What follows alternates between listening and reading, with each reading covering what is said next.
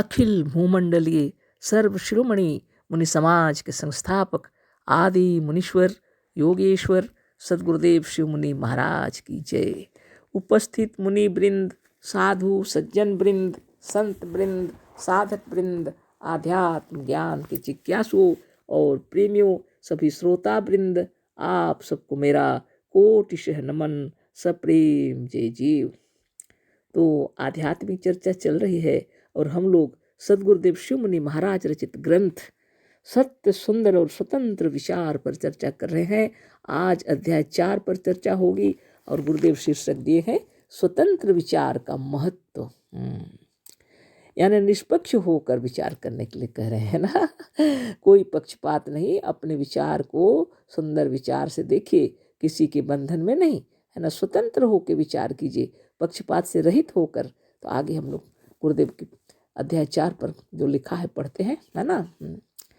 तुम क्या नहीं कर सकते, तुम अपनी बुद्धि की दुर्बलता दूर कर दो, इसके बंधनों को तोड़ दो, तुम सब कुछ कर सकते हो, है ना। सदगुरुदेव कह रहे हैं कि तुम क्या नहीं कर सकते, यानी तुम क्या नहीं कर सकते माने सब कुछ कर सकते हो। तुम अपनी बुद्धि की दुर्बलता को दूर कर दो, तुम्हारी बुद्धि में जो दुर्बलता है सिर्फ उसे दूर कर दो, बस तुम क्या नहीं कर सकते, सब कुछ कर सकते हो, है ना। इसके बंधनों को तोड़ दो, बुद्धि की दुर्बलता के बंधनों को तोड़ दो, तुम सब कुछ कर सकते हो, है ना। पूर्वजों ने जो कुछ किया है वह तुम्हें बांधने के लिए नहीं, किंतु जहाँ तक पहुँच गए हैं वहाँ से आगे बढ़ने के लिए। तो पूर्वज लोग जो कार्य किए हैं हम लोगों को बांधने के लिए नहीं किए हैं, गुरुदेव बोल रहे हैं ना। पर हम लोग सोचते हैं उसी के अंदर में सिमट के रह जाते हैं। सदगुरुदेव कह रहे हैं पूर्वजों ने जो कुछ किया है तुम्हें बांधने के लिए नहीं, किंतु जहाँ तक पहुँचा गए हैं वहाँ से आगे बढ़ने के लिए, है ना। जहाँ तक उन्नति करके हम लोगों को पहुँचा करके चले गए उससे आगे हम लोग को बढ़ना चाहिए। जैसे किसी ने योगाभ्यास करके, विचार करके और हजारों पुस्तकें पढ़कर एक पुस्तक लिखी है, वह इसलिए कि लोगों को जो आगे इस मार्ग से चलें उन्हें कुछ आसानी हो। सुंदर उदाहरण दिए हैं सदगुरुदेव, है ना। जैसे किसी ने योगाभ्यास करके, विचार करके और हजारों पुस्तकें पढ़कर एक पुस्तक लिखी है, वह इसलिए कि लोगों को जो आगे इस मार्ग से चलें उन्हें कुछ आसानी हो, है ना। योगी लोग को भी आसानी हो, वो स्वयं योगाभ्यास करके और हजारों पुस्तकों को पढ़ के और विचार करके जो एक पुस्तक लिखे हैं, किस लिए लिखे हैं कि जो इस राह पर चलेंगे उनको आगे चलने के लिए आसानी हो, है ना। सदगुरुदेव स्वयं योगाभ्यास करके और हजारों पुस्तकों को पढ़ करके और उच्च विचार से जो कुछ लिखे हैं, है ना। पक्षपात रहित होकर हम लोग को विचार करना चाहिए, सदगुरुदेव का कहना है। सदगुरुदेव तो स्वयं कहते हैं कि मेरी किताबों के अंदर में यदि कोई ऐसी बात हो जो कल्याणकारी नहीं है तो फाड़ के फेंक दो, कहते हैं, है ना, और जला डालो बोलते हैं, है ना। कभी नहीं चाहिए ऐसा ज्ञान। गुरुदेव कहते हैं किसी को बंधन नहीं, है ना। तो बहुत सुंदर विचार से पढ़ना चाहिए किताबों को और ग्रहण करना चाहिए अच्छी चीज़ों को, ताकि हम हमारे पूर्वज जहाँ तक पहुँचा दिए हैं उसे आगे बढ़ जाएं, है ना। सदगुरुदेव आगे लिख रहे हैं, अच्छा इस लेख के पहले इस विचार को सुगम करने वाली ऐसी अच्छी पुस्तकें नहीं थीं, अतः उनके लिए या उसके पहले के लोगों के लिए यह मार्ग उतना सुगम नहीं था, पर अब उसके बाद के लोगों के लिए बड़ी सुविधा हो गई है। जो कोई भी बहुत विचार करके, योगाभ्यास करके और हजारों पुस्तकों को पढ़ने के बाद जो अनुभव करके लिखे हैं कोई भी किताब, तो उसको हम लोग को जब पढ़ना है तो निर्मल हृदय से पढ़ना चाहिए और पक्षपात रहित होकर के पढ़ना चाहिए, ताकि जहाँ तक हम लोग पहुँचे हैं उससे आगे बढ़ें और वो जहाँ तक वो समझे हैं उससे भी आगे हम लोग बढ़ें, है ना। जरूरी है और सुगमता पूर्वक पढ़ सकेंगे, क्योंकि वो एक बहुत सुंदर ज्ञान मिला है हम लोगों को। कोई भी किताब, है ना, कोई भी किताब आप यदि पढ़ रहे हैं तो बहुत चिंतन करके, मनन करके पढ़ना चाहिए, ताकि उससे आगे हमारी बुद्धि तीव्र होकर के आगे निकल जाए, है ना। तो गुरुदेव आगे लिख रहे हैं, है ना। अतः यदि आप चाहें तो अब पहले वालों से कुछ आगे बढ़ सकते हैं। यदि आप चाहेंगे तो पहले वालों से कुछ आगे बढ़ सकते हैं। पूर्वजों ने किसी पुस्तक को इसलिए नहीं बनाया था कि आप इसके आगे अपनी बुद्धि ना ले जाएं। तो पूर्वजों ने जो किताबें लिखी हैं, जो ग्रंथ लिखे हैं, जो पुस्तक लिखे हैं, तो इसलिए लिखे हैं कि हम लोग उससे भी आगे निकल जाएं। तो हम लोग क्या करते हैं, उसी के अंदर में सिमट कर रह जाते हैं। इसलिए गुरुदेव कह रहे हैं, पूर्वजों ने किसी पुस्तक को इसलिए नहीं बनाया था कि आप इसके आगे अपनी बुद्धि ना ले जाएं। बहुत सी पुस्तकें इस समय के लिए लिखी जाती हैं। बहुत सी पुस्तकें जिस समय के लिए लिखी जाती हैं उसी समय के लिए उपयोगी होती हैं। हाँ, समय अनुसार कभी कभी कोई किताबें लिखी गई हैं तो जिस समय जैसी आवश्यकता पड़ी उस समय के लिए लिखी गई हैं। गुरुदेव कह रहे हैं, कुरान या इंजील आदि ग्रंथ जिस समय के लिए या जिस देश के लिए जब बनाए गए थे उस समय के लिए संभव हो वो उपयोगी रहे हों ना।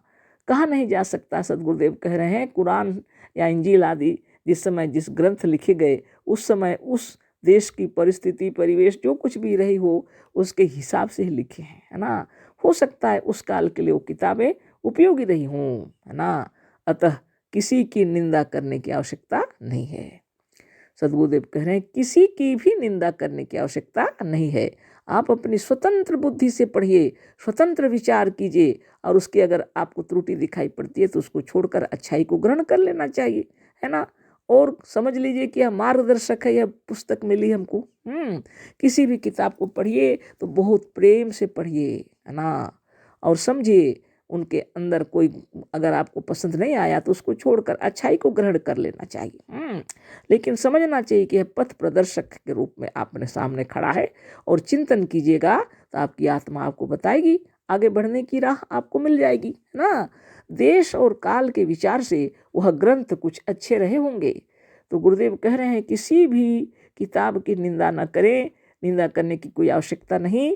देश और काल के विचार से वह ग्रंथ कुछ अच्छे रहे होंगे। उस देश के हिसाब से, उस समय के हिसाब से वह ग्रंथ कुछ अच्छे रहे होंगे, इसमें कोई संदेह नहीं है। आगे लिखते हैं गुरुदेव, स्वतंत्र विचार वालों को भी अपने पूर्वजों की प्रतिष्ठा करनी चाहिए। तो स्वतंत्र विचारक लोगों को भी अपने पूर्वजों की प्रतिष्ठा करनी चाहिए, पर पक्षपात और अंधविश्वास से दूर रहकर, पर पक्षपात और अंधविश्वास से दूर कर अब विचार कीजिए, हमारे पूर्वज कितनी महिमा के साथ, कितनी प्रतिष्ठा से ध्यान तपस्या के द्वारा जो कुछ उपलब्धि किए उनको लिख करके चले गए, है ना। हम लोग को प्रतिष्ठा करनी चाहिए अपने पूर्वजों की और किताबों को पढ़ना चाहिए, जरूर अध्ययन करना चाहिए, लेकिन पक्षपात से रहित होकर और अंधविश्वास से दूर रहकर उसमें से जो अच्छी बातें हैं अपने जीवन में उतार लेनी चाहिए, है ना। और उसमें से यदि कोई पसंद नहीं आया उसको छोड़ दीजिए, कोई बात नहीं है। वो तो राह दिखा रहे हैं, लेकिन सदगुरुदेव जो कह रहे हैं पक्षपात रहित होकर करना चाहिए पढ़ाई और अंधविश्वास से रहित होकर, तब आपकी अंतरात्मा का प्रकाश आपको बतला देगा। आपके भीतर से आप समझ जाएंगे कि इसको ग्रहण करना है, इसको ग्रहण नहीं करना है। तो इसमें किसी किताब की निंदा नहीं करनी चाहिए, कभी भी नहीं, क्योंकि पूर्व जितने मेहनत से परिश्रम से जो अर्जन किए उसको लिख करके गए हैं, अब उससे आगे आपको बढ़ना है ना। कितनी बड़ी बात है, सोचिए, विचार कीजिए। कोई भी किताब की निंदा नहीं करनी चाहिए। वो लिखने वाले ने क्या सोचकर लिखा है, अवश्य ही कोई अच्छी बात लिखे होंगे, उस देश के हिसाब से, उस परिस्थिति के हिसाब से, उस काल के हिसाब से, काल मतलब समय के हिसाब से उन्होंने जो लिखा है हम लोग को आगे बढ़ने के लिए, प्रेरणा देने के लिए जो कोई भी लिखते हैं, है ना। तो आगे हम लोग पढ़ते हैं, गुरुदेव क्या कह रहे हैं। जब संसार में किसी प्रकार की गाड़ी नहीं थी, किसी के हृदय में गाड़ी का नाम भी नहीं था, है ना। उस समय जिसने लढ़िया या बैलगाड़ी बना दिया, लढ़िया भी बोलते हैं बैलगाड़ी को, है ना। उसने उतना ही कमाल किया था जितना इस समय मोटर बनाने वाले ने किया है। बहुत बड़ी बात है, समय की बात है। सदगुरुदेव कह रहे हैं, जब संसार में किसी प्रकार की गाड़ी नहीं थी, किसी प्रकार की जब गाड़ी नहीं थी, किसी की हृदय में गाड़ी का नाम भी नहीं था, उस समय जिसने लड़िया या बैलगाड़ी बना दिया, है ना। बैल खींच रहे हैं उसको, लड़िया बोलते हैं ऐसे, अपनी वो भाषा उधर की होगी, है ना। बैलगाड़ी लिखे हैं गुरुदेव, लड़िया या बैलगाड़ी एक ही बात है। उसने उतना ही कमाल किया था जितना इस समय मोटर बनाने वाले ने किया है। आज हम लोग मोटर कार में दौड़ते हैं, है ना। कितने एरोप्लेन उड़ा रहे हैं, है ना। अपनी अपनी बात, समय समय की बात है। देखिए तो उस समय के लिए, उस जमाने के लिए वो भी बहुत महत्वपूर्ण था। आज जैसे मोटर कार बनाने वालों की महिमा है, उस समय उसकी भी महिमा थी जिसने लड़िया या बैलगाड़ी बनाया, है ना। कितनी बड़ी बात है, इस बात को समझिए। समय और काल और परिस्थिति को देख करके उसकी महिमा बढ़ जाती है ना। हमें उस पुराने लड़िया बनाने वाले का कृतज्ञ होना चाहिए, अवश्य होना चाहिए। पर कृतज्ञता से मतलब यह नहीं है कि हम वह यह मान बैठे कि वही औतारिक था। ऐसा नहीं समझना चाहिए। दूसरे अब इससे आगे नहीं बढ़ सकते, यह अंधविश्वास है, यह उन्नति का कंटक है। कितनी बड़ी बात है ना। तो इसमें तो समय हो गया, फिर कल चर्चा होगी, है ना। खूब विचार कर लीजिए। परिस्थिति, देश, काल सबकी महिमा अलग अलग हो जाती है ना। सदगुरुदेव शिवमुनि महाराज की जय। अशेष धन्यवाद। कोटिशः निमन नियम कोटिशः नमन। सप्रेम जय जी।